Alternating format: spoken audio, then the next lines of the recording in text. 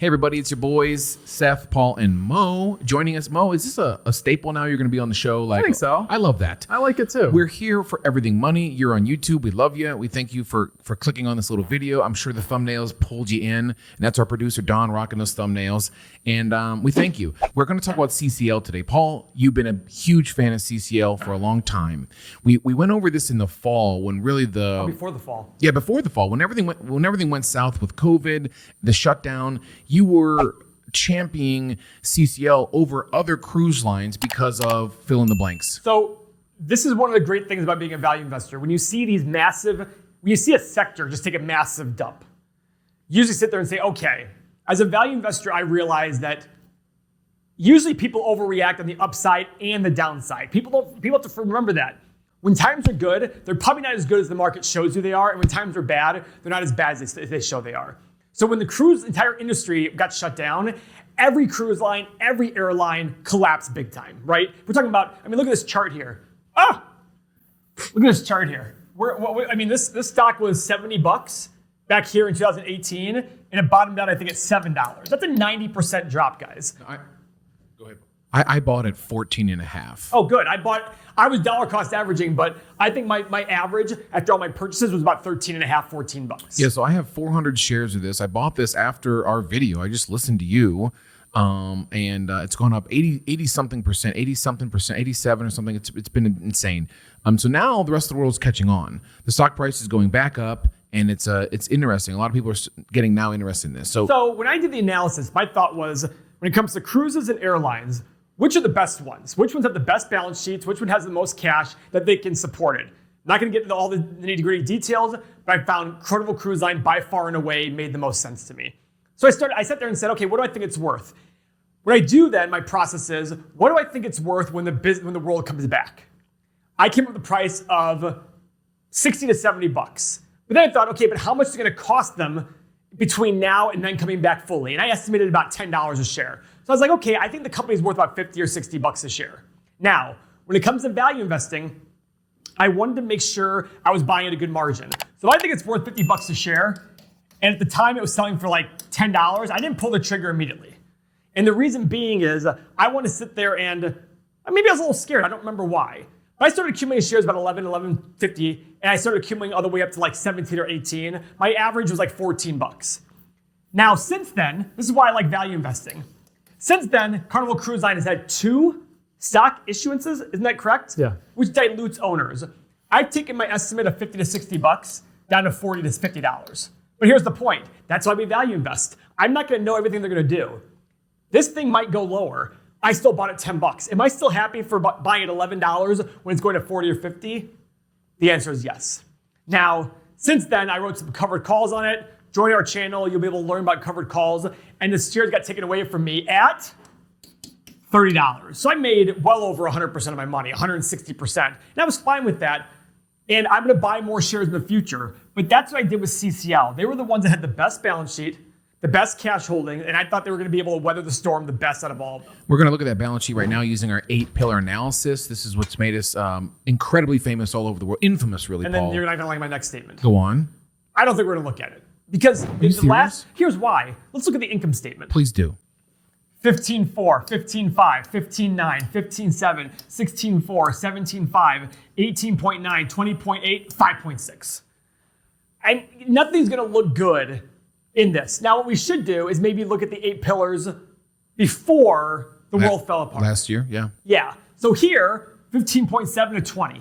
Guys, this is awesome. The cruise business is such a mature business, and they still showed 33% growth over a 5-year period, right? Mm-hmm. Let's look at their profit. So this is where the value investor in me, for all those critics out there who say, oh, you just care about the numbers. Well, yeah, I do care about the numbers, but guess what I just did? I just deleted all of 2020. I'm like, listen, I'm not worried about 2020. It's such obscure, I care about people's reaction to 2020 when people forget that this actually happened beforehand. And that's what happens when you have a stock at $7 a share when it should be worth 50 or 60. It's usually an overreaction. Look at their profit, guys. Ready? 1.76 to 3. Check mark there. Last year, they lost $10 billion. They lost the previous 5 years basically of profit in 1 year. Okay, fine. Doesn't mean the company's worth nothing. I was fine with it. Talk about pillar number 5, those shares outstanding you're worried about. Now, the shares outstanding have gone up. Now, these numbers aren't exact, but they have gone up. We have a little glitch in the system and how the shares are being calculated, but it's gone up a little bit, not a ton, but I'm sure there's gonna be more shares issued as they try to create cash in order to. Now, I don't like that because I think the shares are undervalued. I don't like it when companies issue shares when the shares are undervalued. I want them buying back shares when shares are undervalued. I want them issuing shares when the stock is overvalued. But I get why they did it. They don't want to bring on more debt in this kind of environment. I can understand that logic. You're looking at the Everything Money software that's going to be released on April 15th. We're beta testing it now, and as a Patreon member, you will get this included in your tier. And so a lot of patrons are very fired up about this software, and it's incredible. They love it. Pillar number 6, Paul, is current assets over liabilities. This is cash on hand. You see this number right here, Seth? What does that say? 10 gabillion. Wow. Okay, look at it right before COVID. 3 billion. 2.9. So they have a huge cash store. Wow. And by the way, they're burning through $600 million per month. That's a lot. It's $7 billion a year. They can afford that. They have the cash to do that. I'm fine with this. I look at it going, okay, the question becomes, do we think we're going to be in this thing forever? It looks like the answer is no, right? I mean, what was that? It looks like this year is looking so promising with the vaccines and. I think we're gonna be back to open everything by the end of the year. Mo, what were you saying about cruise lines and Disney? So Disney said that they're going to start opening their cruises in the fall of this year. So I'm assuming that companies like CCL and Norwegian, Royal Caribbean, they're going to start following suit. So interesting. Paul, do you want to look at the? Sorry, Mo, I didn't mean to cut you off. You want to look at the free cash flow? Yeah, let's look at free cash flow. I mean, they probably don't have any this year. Well, not this year, but actually they might. No, they didn't. Okay. Now the free cash is kind of pathetic, actually.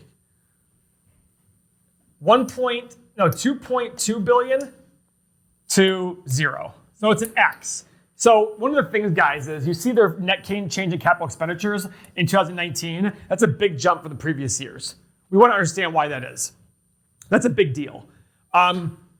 Okay, so Seth, go back. Now it's 2.1, 2.4, 1.8, and 0. So I can do this myself. 4.3, 6.7, 8.5 divided by 5 is 1.7. Yeah, 1.7. Times 20, 34 billion. What was the market cap in this company? 30 billion. Okay, so right here, based on 1 full year of no free cash flow, 1 full year of it, and I look at it going, I think that you can still make money on this company. I think there's more growth potential.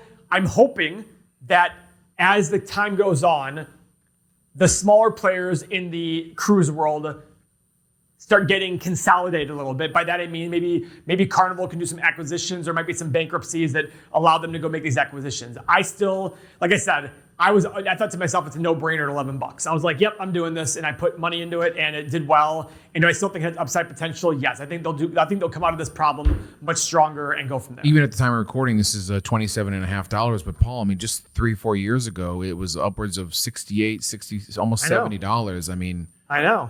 Talk about growth. I guess in comparison to some growth companies who've never done this before, some of the hype stocks that people are talking about, would you assume this could get up to these levels that I think it was too expensive at $70. But again, are you okay buying it for 27 at going to 45? Yeah, probably. I mean, there's not as much.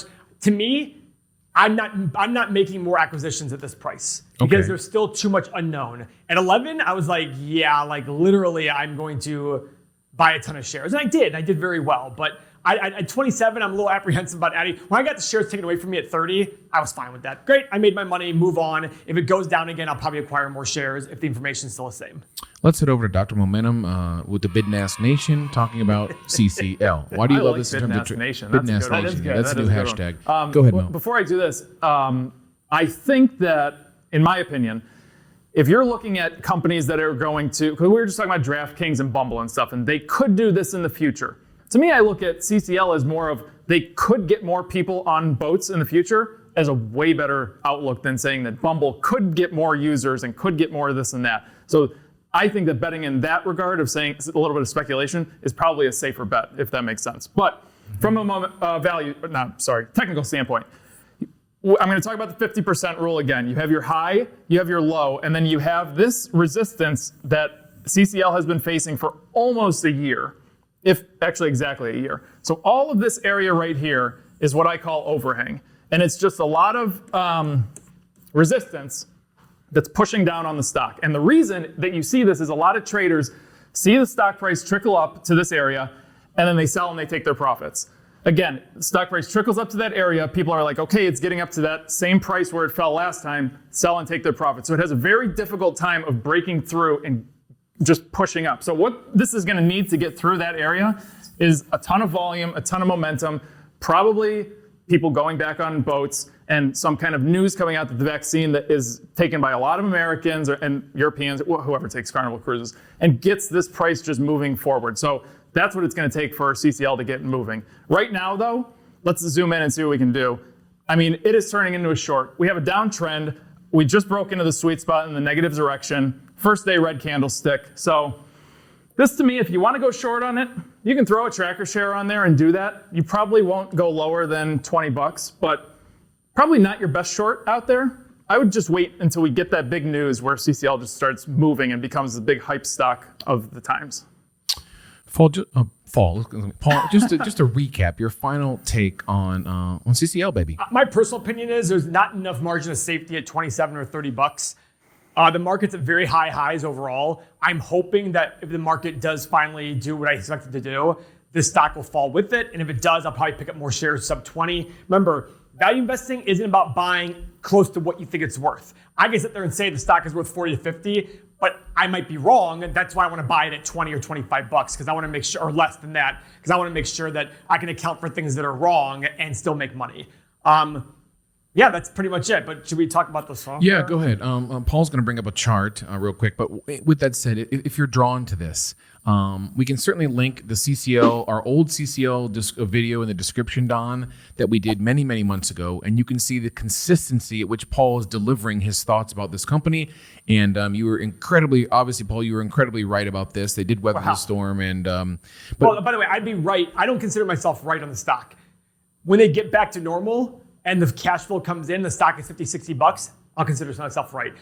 You know, I've had patrons tell me I'm right about H&R Block because it went up 60% no matter. That doesn't make me right. What makes me right is the long term. And I'm not going to be one of those YouTube people or investors who says, see, look, I have to practice what I preach. And if the stock went down 20% in 2 months, would I consider myself wrong? No, I'd sit there and say, listen, if I don't consider myself wrong if it goes down short term, I can't consider myself right if it goes up short term. So I still do think that if you own these shares, you'll probably, even if you buy them at 27, you'll probably do well.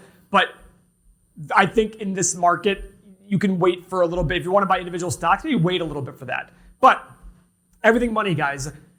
This was made a week ago. It was at $14. This is, if you're interested in joining our Patreon, if you've never been a patron of any YouTube follower or gathering, this is your chance to get into a community of like-minded investors. I have said many, many times, I felt very alone in my journey of investing. Who do I trust? Who do I listen to? Dave Ramsey versus Paul Gabriel. So if you feel alone and you want a community of people, a very positive community of people all over the world talking, you can click on the link below to join our Patreon, and you get access to our software amongst a zillion other things. Get the software for free on April 15th. Go ahead, Paul. Here's how valuable the software is. And the price is always going up. It was 14 a week and a half ago when I made this. Now it's 16. Here are all the things you get. 8 pillars, 10 years of financial data, stock value calculator, real estate calculator, all these things, and a Discord community. All these things. Our competitors are $200 a month, $200 a month, $35 a month. Do you see more green or more red here? I always say this because this is literally one of the best value plays you're ever going to have. We literally have people, we met with a YouTube star yesterday, and he said, your Patreon is amazing because you guys provide this software. The software is everything. It absolutely has everything. The Discord is even more. The Discord is what's really valuable. Donna's done a great job of setting up the Discord.